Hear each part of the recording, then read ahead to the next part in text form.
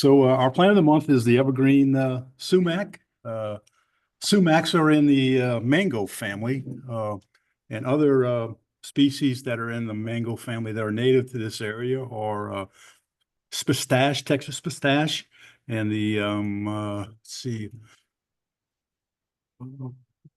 smoke tree. Yeah, smoke tree. Got it.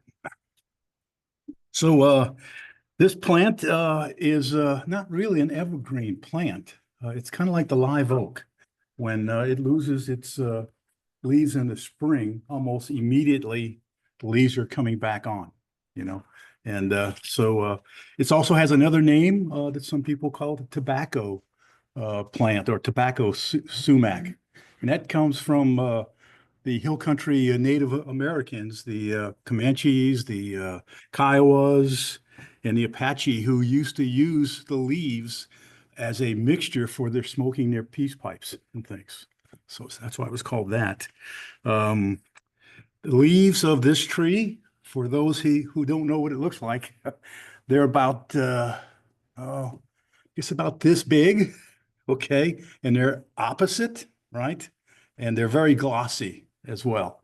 And they are a deep green color. In the fall, they turn to sort of a reddish color in the fall. And actually, tonight after the freeze, next next week, they'll turn that color again, kind of a rust color.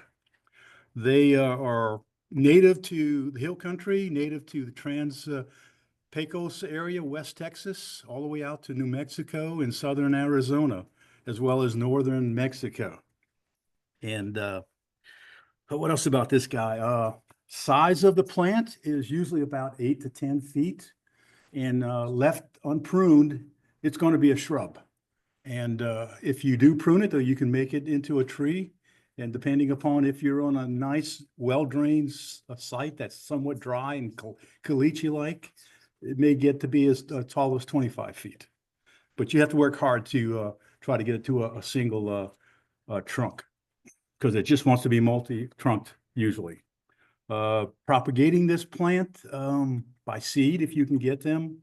On my place, I let the birds do the work. Seems like they eat the seeds that this plant has, and they kind of sort of perch on our cages around our trees. And usually where we have other trees growing, we have evergreen sumac growing. There you go. You see what it looks like now. Okay. So another way is to propagate is when you see these things, little saplings growing up, they're easily transplanted. So you dig them up and you kind of put them where you want. What else about this little guy here? The flowers, they get a white flower in late summer, maybe mid-summer. That'll eventually, it's a white flower that has 5 petals. And then that will eventually, on the females, that is, because you have females and you have male plants. They're separate plants. And it will become a little red berry, kind of a hairy berry, about 1/4 of an inch. And you can see in the photo here what it looks like. You can make a tea out of this by taking the berries and kind of steeping them in water. And it gives you a tea that is very high in vitamin C. Yeah, some people make call it a sumade also, rather than a tea. Deer love this plant. At least in my place, our arboretum, I've had to change out the cage a couple of times because they just tear the cages up trying to get to it, and so they love it. But also, the flowers are very attractive for nectar for the birds and the bees as well. What else about this guy? Readily available in most nurseries, but if you find one, you can kind of even make soft or semi-soft, hard cuttings and also get it to propagate that way as well. In the sun, it's a fast grower. In the shade, not so fast.